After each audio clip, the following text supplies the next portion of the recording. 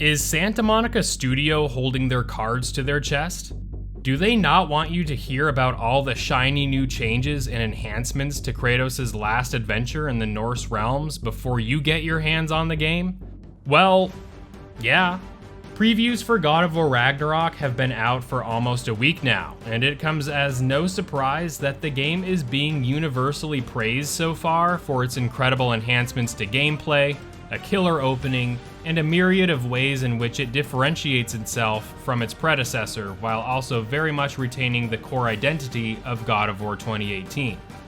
This being the finale to Kratos' time in the Norse realms brings with it an incredibly high expectation for it to properly deliver what fans have been wanting for years.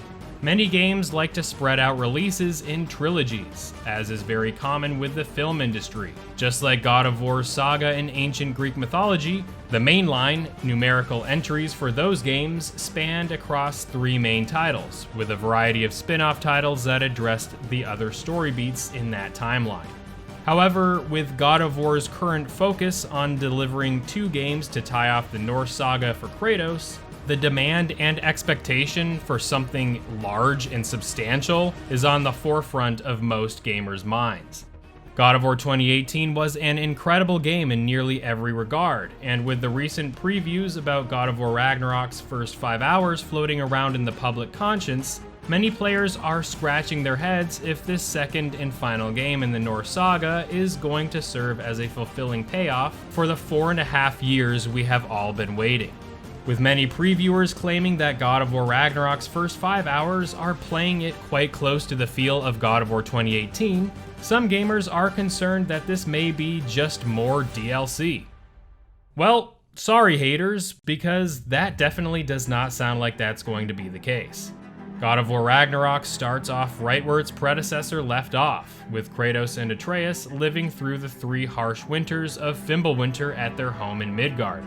Atreus has grown and matured into a strong, independent teenager and is no longer the little boy that Kratos used to take care of. Wait for me, boy! His relationship with Kratos has blossomed into one of a strong unit of family, and Mimir effortlessly joins the little family, assisting the two with knowledge and an understanding of the events that are likely to take place. Ragnarok is coming, but the game's first few hours want to prepare you all for the crazy events that are likely to take place after that 5th hour.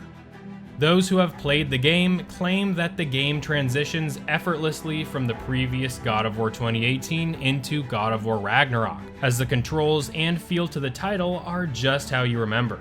All the main staples of God of War 2018 are here.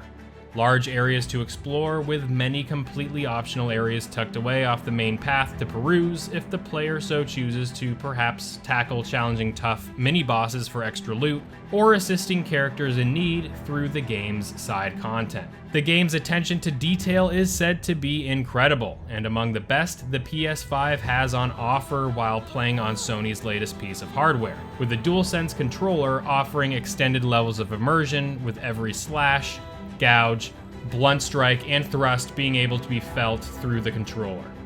The majority of the players have reported crying within the first 10 minutes of the game, withholding any information as to why that is the case. But for a game to elicit such strong emotions this early on into the game is, well, not that surprising with Santa Monica Studio. We've seen this studio completely one-up their first installments with their sequels, just as God of War 2 was to God of War 1 by being bigger, better, more violent, with more variety, more captivating story, and by being a bit larger. We can expect exactly that with God of War Ragnarok, and from those who've played it, they are reporting just that. As far as the gameplay is concerned, Kratos is reportedly a bit more agile this time around. Kratos can be seen grappling to ledges with ease, being able to aggressively close the distance between him and his foes, or to quickly get out of harm's way to assess Kratos' next steps to savagery. Not only can this grapple be used throughout the environments, but Kratos can grapple to nearby enemies, and can be an incredible way to keep up the pressure and pull off some devastating combos. We saw Kratos in God of War 2 have more gameplay options, like the enhanced wall combat and combat while hanging upside down. It looks like these demonstrations of acrobatic prowess are hitting God of War Ragnarok, but just in different ways, as Kratos' increased maneuverability with the grappling in God of War Ragnarok makes Kratos of God of War 2018 feel like a slow, clunky tank. A badass, slow, clunky tank. This is further accentuated by Kratos able to jump off platforms and attack enemies from above, giving Kratos a much more hectic and fast-paced feel over the previous game. Just like we saw in the Game Informer videos, Kratos has two new shields at his disposal, with the Dauntless shield favoring parries and the Stonewall shield being a ticking time bomb of a shield that can tank attacks and release its energy to create a powerful area of effect shockwave to send nearby enemies into the sky. The weapon signature moves are available right from the start of the game. Yeah, the attacks that use the triangle button to apply more ice to the Leviathan X and more fire to the Blades of Chaos. These come in handy, as some who've previewed the game describe enemies that have frosted plates imbued to their bodies, requiring the extra heat from Kratos' blades to effectively cut through. And this is just the beginning. With the previewers under incredibly strict embargoes not to show any new gameplay footage and describing anything after the first 5 hours, we can only expect so much more to come of the game. As we all saw earlier last month when the new God of War Ragnarok trailer came out, that the footage from the trailer was captured early on in the game, we can only imagine the incredible ways Kratos can further increase his power and abilities. As we learned from God of War 2, that game gave us a variety of new weapons to use that completely dwarfed God of War 1's only 2 weapons, and given the length of God of War Ragnarok likely to be a bit bigger than God of War 2018, I wouldn't be surprised at all to see at least one more major weapon up for grabs later on in the game. All of those who have played God of War Ragnarok also claim the game's combat and viscerality harkens more to the Greek saga of God of War games for its increased aggression and more blood and gore. With Kratos' increased maneuverability and wide array of attacks and abilities at his disposal, it sounds like his over-the-top finishers and his love of showering under red bodily fluids has made a triumphant return in God of War Ragnarok, a change that many fans have been wanting to see return to the Norse saga of games.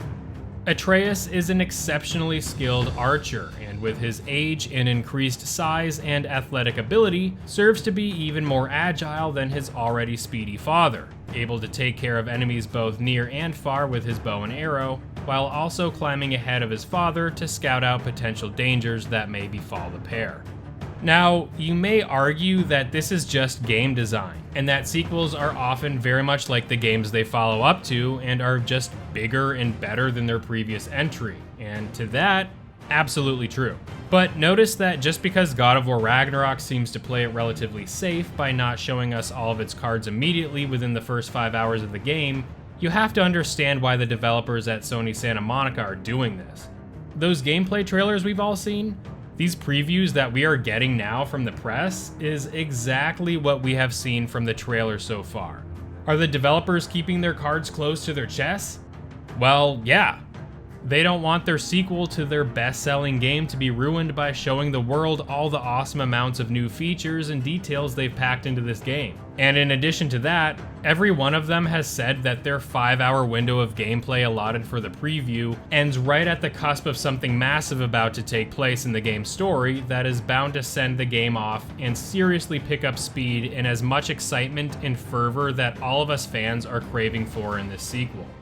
Just think about it. You know how Sony is with their first-party games, right? They intentionally showed us the parts of The Last of Us Part 2 where Joel and Ellie were together to set our expectations, only to pull a fast one and trick us all, and to many of us, were delighted by the twist, while others were understandably upset. I'm not saying that Santa Monica Studio is going to do something so drastic or dramatic like The Last of Us Part 2 did, but there is a reason why the developers are only telling us and showing us a very narrow and focused look at their upcoming game. This is, after all, the end of Kratos' saga in the Norse realms, and with only 2 games in this story arc, they don't want to let their fans down on this one. Expect an insane roller coaster ride of a game that seldom comes around in the industry these days. It will most likely take us to places we never thought would happen with the story, and it will make us feel more godly than any other entry has to date, so enjoy it, and don't writhe in discomfort by hearing that the first 5 hours are more of the same. Because at the end of the day, this is Ragnarok we're talking about.